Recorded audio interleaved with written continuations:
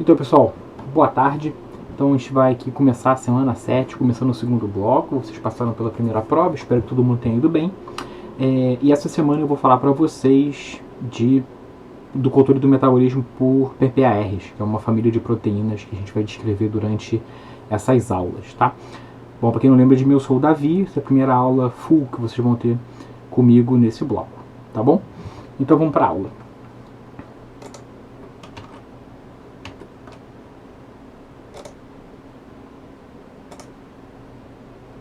Então, eu vou falar para vocês durante essas aulas, nessa semana, sobre o controle do metabolismo por PPARs. Mas o que são PPARs, então? PPAR vem do inglês, né?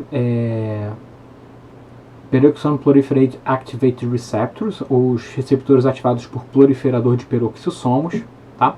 E esse grupo de proteínas são receptores nucleares, tá? E eu vou explicar no próximo slide como é que isso funciona. E a gente tem 3 genes dessa família de PPARs, que são os 3 genes que eu vou falar para vocês nessas aulas, que é o PPR alfa, PPR delta ou beta e PPR gama. Então é importante vocês terem um grego básico para saber do que eu estou falando aqui, tá? Alfa, delta e gama são os símbolos que a gente vai usar para descrever essas proteínas. Então eu vou fazer separado PPR alfa, PPR delta e PPR gama, tá? Mas o que são então receptores nucleares? Receptores nucleares são proteínas que são fatores de transcrição, ou seja, eles regulam a transcrição gênica, ativação e desativação de genes. São genes que são ligados ou desligados para essas proteínas, tá? Então essa árvore evolutiva que mostra todos os receptores nucleares do genoma humano, tá? Eles são divididos por função aqui. Então você tem receptores aqui em azul, receptores que agem sobre a esteroidogênese, receptores envolvidos com reprodução e desenvolvimento. Então aqui a gente tem receptores de estrogênio, receptores de progesterona, por exemplo. Um grande pedaço de proteínas envolvidas com ritmo circadiano, sistema nervoso central e funções metabólicas basais, tá? E aqui entram alguns também que são famosos, RXR, LXR, que a gente não fala aqui, mas são famosos. HEV-ERB também é famoso, receptor nuclear. Tem um grupo envolvido com metabolismo de lipídio e homeostase, que é o que a gente vai falar para vocês hoje. Então a gente tem aqui nesse pedaço PPR delta e alfa, PPR gama aqui meio que separado, tá? E você também tem um grupo de proteínas envolvidas com metabolismo xenobióticos e sais biliares, ok? Acho que o principal que a gente vai falar então são dos PPAR. Se vocês olharem aqui, PPR alfa e delta são mais próximos entre si do que PPR gama. Isso se reflete nas funções, como a gente vai ver mais para frente. Como é que os receptores nucleares funcionam? Todos funcionam basicamente da mesma forma, que eu estou usando o PPAR como exemplo, mas serve para todos os outros, tá? Eles sempre funcionam como dímeros, tá? Então pode ser um homodímero, então você tem o mesmo receptor nuclear junto, ou se dimerizando, ou heterodímeros quando você tem 2 receptores nucleares diferentes se ligando, como é o caso do PPAR. Então, qualquer PPAR, alfa, delta ou gama, ele sempre vai se ligar com o RXR, vai ser sempre o parceiro dele. E como eles são receptores, eles têm os ligantes, tá? Então, um ligante, diferente daqueles que a gente sabe de membrana, tipo receptor de insulina, receptor de glucagon, que fica na membrana da célula, esses ligantes, eles entram na célula direto e se ligam diretamente nos seus receptores. Então você não tem uma transdução de sinal, por exemplo, você não tem um segundo mensageiro, tá?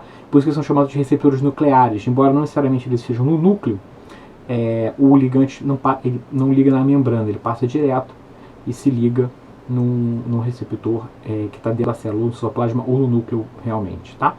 Depois que esses ligantes encontram seus receptores, ativam os receptores, eles se dimerizam. Eles vão então se ligar em elementos de resposta no DNA, no promotor, e vão regular a transcrição de um gene. Isso pode ser, se você tiver receptores que ativam a transcrição de gene, você vai ver um aumento de expressão, mas também pode ser repressores, então reduzir a expressão de um gene. Então você vai ter sempre uma resposta de longo prazo, porque você precisa que o ligante chegue, se ligue no receptor, e o receptor aumente a expressão de um gene.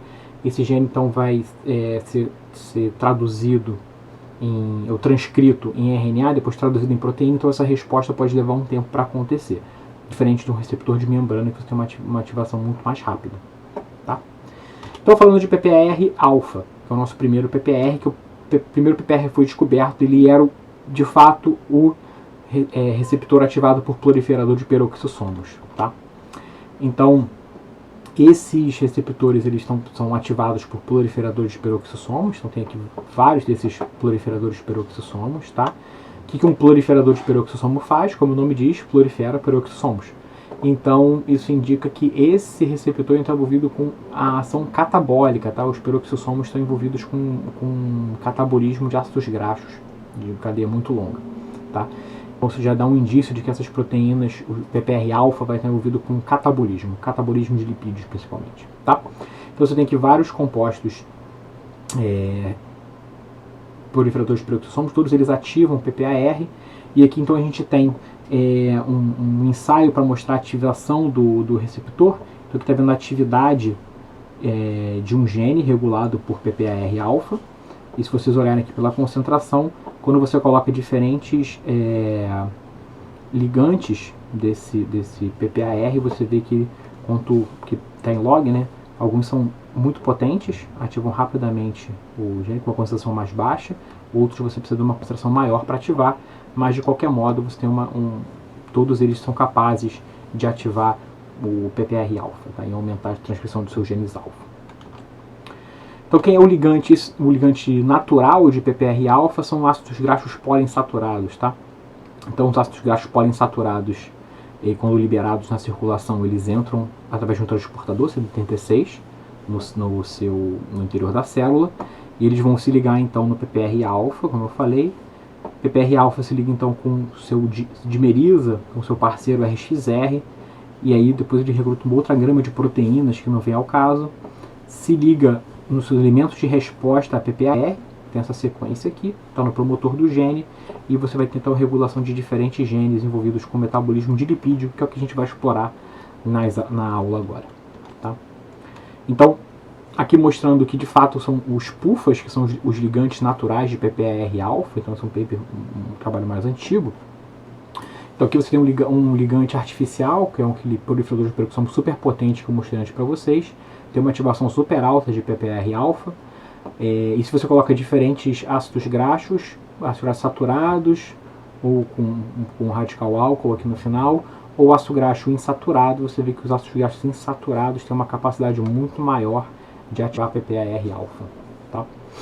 Então os PUFAs, né, os ácidos graxos insaturados e poliinsaturados, são os principais ligantes ativadores de PPAR-alfa.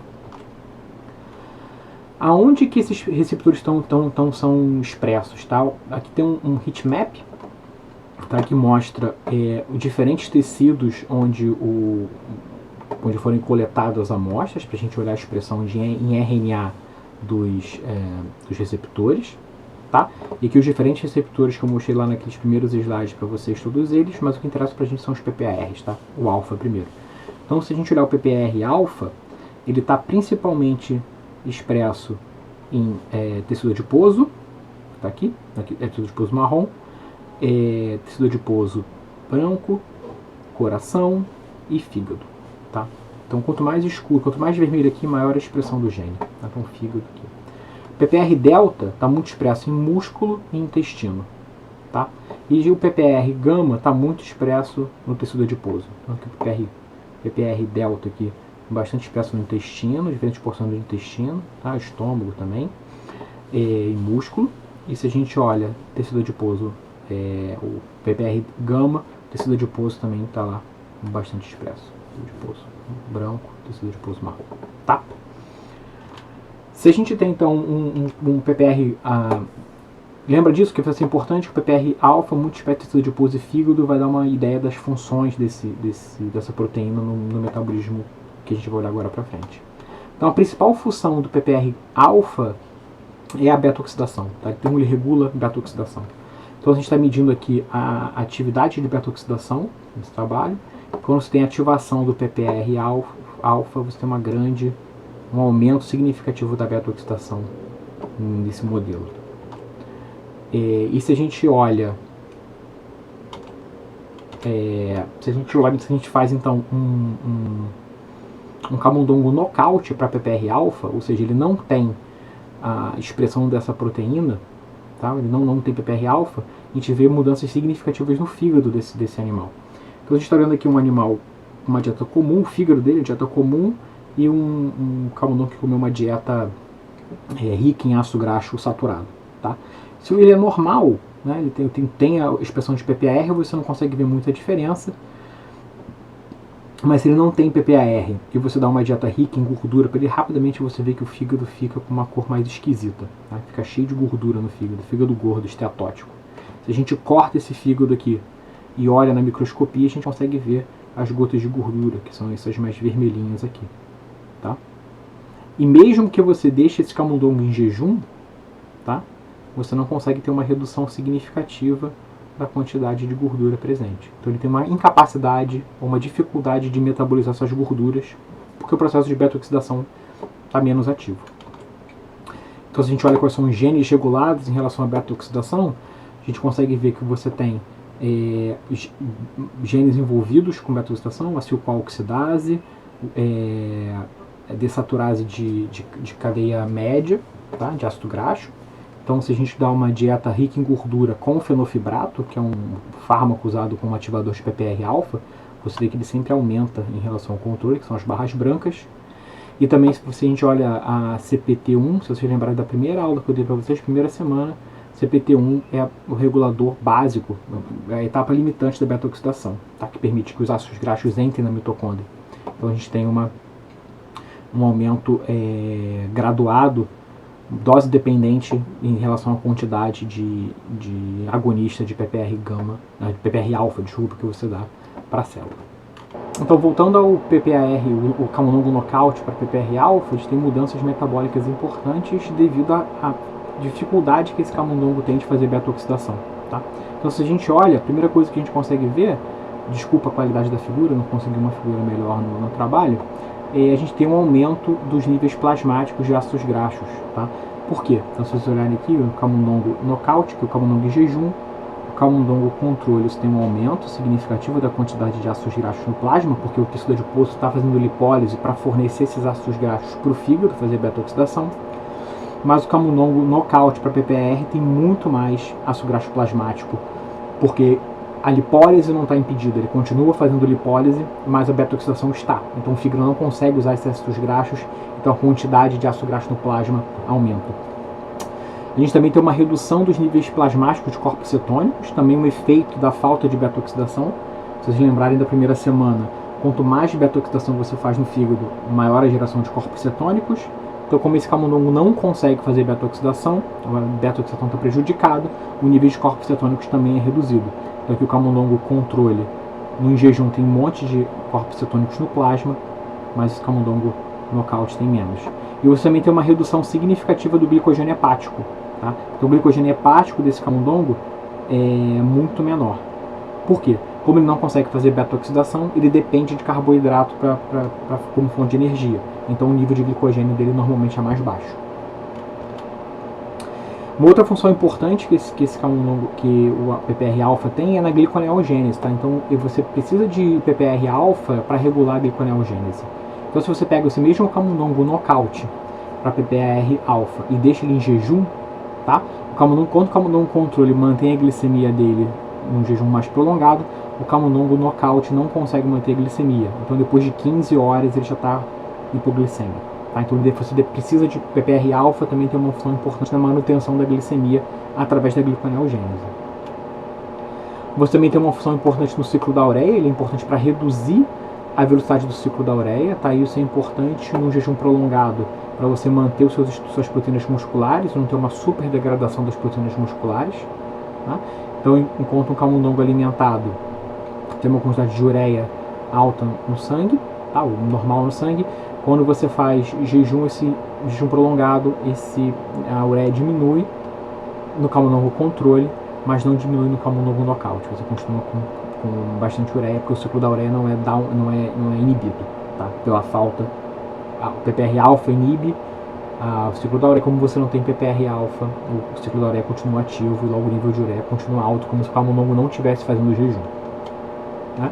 Então, os genes regulados do ciclo da ureia, então que tem um Northern blot, então a gente olhando os níveis de RNA mensageiro desses genes, você vê que vários genes são regulados quando você tem um camundongo em jejum. Tá? Que, por exemplo, você faz jejum, glutamato desidrogenase, glutaminase, arginosuccinato sintase do ciclo da ureia, carbamilfosfato sintase do ciclo da ureia, todas elas aumentam, tá? Quando você tem jejum. E se você ativa PPAR-alfa, você tem uma redução da expressão desses genes. Então, mostrando que ele está regulando o ciclo da ureia de maneira negativa, está reduzindo a expressão desses genes. Então, um resumo do que o PPAR-alfa faz, você tem, quando você começa o jejum, você começa a ter lipólise no tecido adiposo, certo? Então, os ácidos graxos saem do tecido adiposo em direção ao fígado. No meio deles você vai ter os PUFAs, que são os ativadores PPAR-alfa, e aí você vai ter uma mudança, o PPAR-alfa ativado vai começar a mudar a expressão de genes de várias formas. Então você vai ter um aumento de oxidação de ácidos graxos e síntese de corpos cetônicos, aumento da gliconeogênese, eu não mostrei, mas um aumento de metabolismo de sais biliares, uma redução do catabolismo de aminoácidos e uma redução de inflamação, que eu vou falar mais para frente para vocês. Então, de modo geral, o PPAR-alfa regula a resposta de jejum. Então, quando o camundongo, a gente vai entrar em jejum, entra em jejum, o PPAR-alfa é ativado e regula as funções hepáticas de modo que o corpo fique preparado para esse momento de falta de comida ou baixa de glicemia.